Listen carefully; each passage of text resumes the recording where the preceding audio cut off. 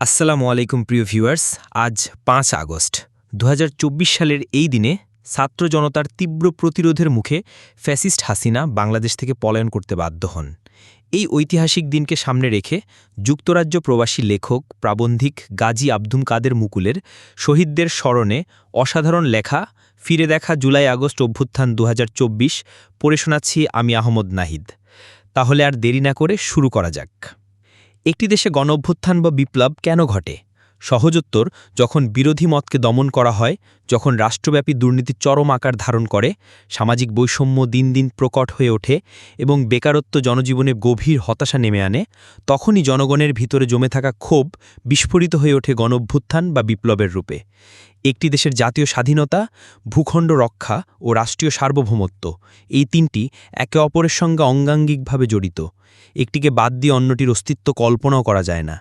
বাঙালি জাতি তার নিজস্ব ভূখণ্ড, সংস্কৃতি, ঐতিহ্য ও মূল্যবোধের ভিত্তিতে স্বাধীনভাবে জীবনযাপনের যে অধিকার ও ক্ষমতা অর্জন করেছে, সেটিই বাংলাদেশের স্বাধীনতার মূল ভিত্তি। এই স্বাধীনতাই আমাদের চূড়ান্ত অহংকার ও আত্মপরিচয়। ১৩৪২ বঙ্গাব্দ ১৯৩৫ খ্রিস্টাব্দ থেকে শুরু করে আজ পর্যন্ত প্রয়োজন মতো বারবার এই স্বাধীনতাকে রক্ষা ও পুনরুদ্ধারের জন্য বাঙালি জাতির অকুতোভয় সন্তানরা আত্মত্যাগ করেছেন এবং এখনও করে চলেছেন। বাংলার স্বাধীনতাকে রক্ষার জন্য বাঙালি জাতি কতবার সংগ্রামে ঝাঁপিয়ে পড়েছে, কতবার মুক্তিযুদ্ধে আত্মনিয়োগ করেছে, তা ইতিহাসে এক অনন্য দৃষ্টান্ত। বিশ্ব ইতিহাসেও এমন আত্মদানের দৃষ্টান্ত বিরল। লাখো মানুষের আত্মত্যাগের বিনিময়ে ১৯৭১ সালে বাংলাদেশ নামক একটি স্বাধীন ভূখণ্ড অর্জিত হলেও এই দেশের মানুষকে বারবার তাদের গণতান্ত্রিক অধিকার প্রতিষ্ঠার জন্য সংগ্রাম করতে হয়েছে। স্বাধীনতার মাত্র ৩ বছরের মাথায় শেখ মুজিব দেশের মানুষের সব গণতান্ত্রিক অধিকার হরণ করে চাপিয়ে দেন একদলীয় শাসন ব্যবস্থা, যা ছিল মহান মুক্তিযুদ্ধের শহীদদের রক্তের সঙ্গে এক ভয়াবহ বিশ্বাসঘাতকতা। দুর্ভাগ্যজনকভাবে যেই দলটি মুক্তিযুদ্ধের নেতৃত্ব দেওয়ার দাবি করে, সেই আওয়ামী লীগই পরবর্তীকালে বারবার দেশে ফ্যাসিবাদী শাসন কায়েম করেছে। সর্বশেষ গত ১.৫ দশকে শেখ হাসিনা সরকার প্রতিবেশী ভারতের সমর্থন নিয়ে দেশজুড়ে চালিয়েছে দমনপীড়নের নিষ্ঠুর তাণ্ডব। গুম, খুন, চুরি, দুর্নীতি, কারাবন্দী ও বিরোধী রাজনৈতিক নেতাকর্মীদের উপর নির্যাতনের মাধ্যমে তারা গড়ে তোলে এক আতঙ্কের পরিবেশ। এ সময়ে দেশের মানুষ যেন নিজ চোখে প্রত্যক্ষ করেছে বিলুপ্ত ফ্যাসিবাদের ভূতকে নতুন রূপে ফিরে আসতে দেখা। এক নির্মম ও অমানবিক শাসন ব্যবস্থার কবলে পড়ে আমাদের স্বদেশ হারাতে বসেছিল তার স্বাধীনতা, সার্বভৌমত্ব এবং জনগণের মৌলিক অধিকার। এ শাসনকাল যেন গণতন্ত্রের কবর রচনা করে দেশকে ঠেলে দেয় মধ্যযুগীয় অন্ধকারে, এক প্রকার আধুনিক আয়ামে জাহিলিয়ার প্রতিচ্ছবি। শেখ হাসিনার ফ্যাসিবাদী শাসনের সূচনা ঘটে ২০০৯ সালের বিডিআর হত্যাকাণ্ডের মধ্য দিয়ে, যেখানে তার স্বৈরশাসক চরিত্র ও ঘনিষ্ঠ মহলের প্রত্যক্ষ মদদে নৃশংসভাবে প্রাণ হারান বাংলাদেশের অর্ধশতাধিক দেশপ্রেমিক ও চৌকস মিলিটারি কর্মকর্তা।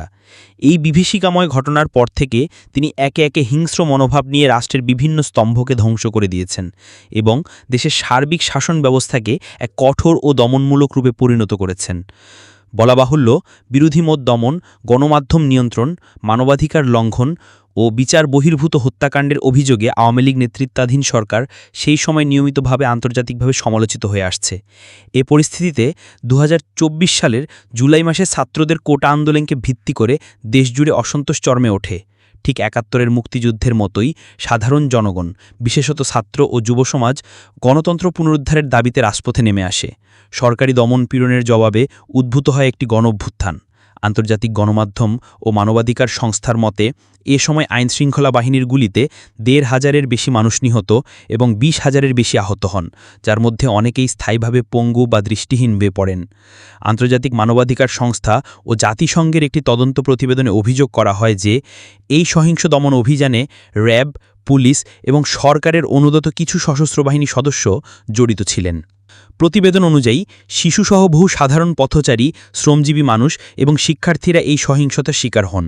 অন্যদিকে বিবিসি একটি ফাঁস হওয়া ফোনালাপ যাচাই করে জানায়, ওই সময় তৎকালীন প্রধানমন্ত্রী শেখ হাসিনা নিরাপত্তা বাহিনীকে বিক্ষোভকারীদের বিরুদ্ধে মারাত্মক অস্ত্র ব্যবহারের নির্দেশ দেন। তার কণ্ঠে শোনা যায়, যেখানেই পাবে গুলি করবে। এই নির্দেশনাই পরে ভয়াবহ মানবিক বিপর্যয়ের রূপ নেয়। এ পরিস্থিতিতে বিক্ষোভকারীরা পিছু পিছু হটেনি, বরং ক্রমে আন্দোলন ছড়িয়ে পড়ে দেশের সর্বত্র। অবশেষে ব্যাপক জনচাপের মুখে এবং প্রশাসনিক ভেঙে পড়ার প্রেক্ষাপটে ৫ আগস্ট ২০২৪ সালে তৎকালীন সরকার, বিশেষ করে ফ্যাসিস্ট শেখ হাসিনা, ক্ষমতা ত্যাগ করে ভারতে পালিয়ে যেতে বাধ্য হন। জাতি আবারও একটি নতুন অধ্যায়ে প্রবেশ করে, স্বাধীনতা ও গণতন্ত্র পুনরুদ্ধারের আশায়। পৃথিবীর ইতিহাসে গণতন্ত্র প্রতিষ্ঠার সংগ্রামে এত স্বল্প সময়ে এত বিপুল প্রাণের ত্যাগ বিরল ঘটনা। বাংলাদেশের হাজার বছরের ইতিহাসেও কোনো শাসকের আমলে এমন ভয়াবহ গণহত্যার নজির খুঁজে পাওয়া যায় না। তবুও এই নির্মম দমনপীড়ন বিক্ষুব্ধ জনগণকে আন্দোলন থেকে বিরত করতে পারেনি।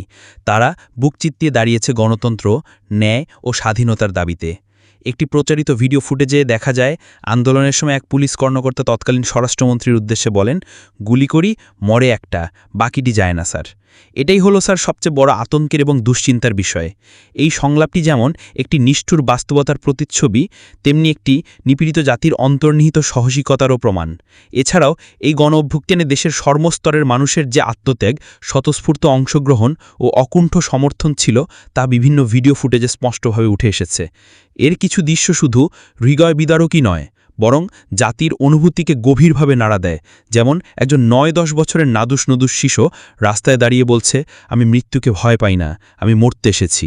সাংবাদিকের প্রশ্নে সে জানাচ্ছে, আমার ভাইদের ওরা মেরে ফেলেছে, আমার বেঁচে থেকে কী লাভ। বিশ্ববিদ্যালয়ে পড়ে এক তরুণী বলছেন, এই দেশে বেঁচে থেকে কী লাভ, তাই মরতে এসেছি। এমনটি একটি ৫-৬ বছরের শিশু তার সীমাহীন রাগ ও ঘৃণা নিয়ে পুলিশের পেটে ঘুষি মারছে। অভিভাবক তাকে থামাতে পারছেন না, যদি সে নাগাল পেত হয়তো ছোট্ট হাতে পুলিশের মুখেও ঘুষি বসিয়ে দিত। আবার দেখা যায় ৬-৭ বছরের শিশুরা পানির বোতল হাতে আন্দোলনরত ছাত্র জনতার মাঝে ছুটে গিয়ে বলছে, ভাইয়া পানি লাগবে, আপু পানি লাগবে, মুগ্ধ ভাইয়া পানি পাঠিয়েছে। এই দৃশ্যগুলো শুধু আন্দোলনের ব্যাপ্তিই নয়, বরং একটি জাতির সমবেত আবেগ, কষ্ট এবং প্রতিবাদের ভাষা হয়ে উঠেছে, জাতিকে কেউই সহজে চোখের জল ধরে রাখতে পারবে না। পরিশেষে বর্ষপূর্তি উপলক্ষে জুলাই গণ অভ্যুত্থানে যারা সাহসিকতা, আত্মত্যাগ ও নির্ভীকতা নিয়ে সক্রিয়ভাবে অংশগ্রহণ করে নানাভাবে অবদান রেখেছেন, তাদের প্রতি এল আমাদের গভীর শ্রদ্ধা ও কৃতজ্ঞতা।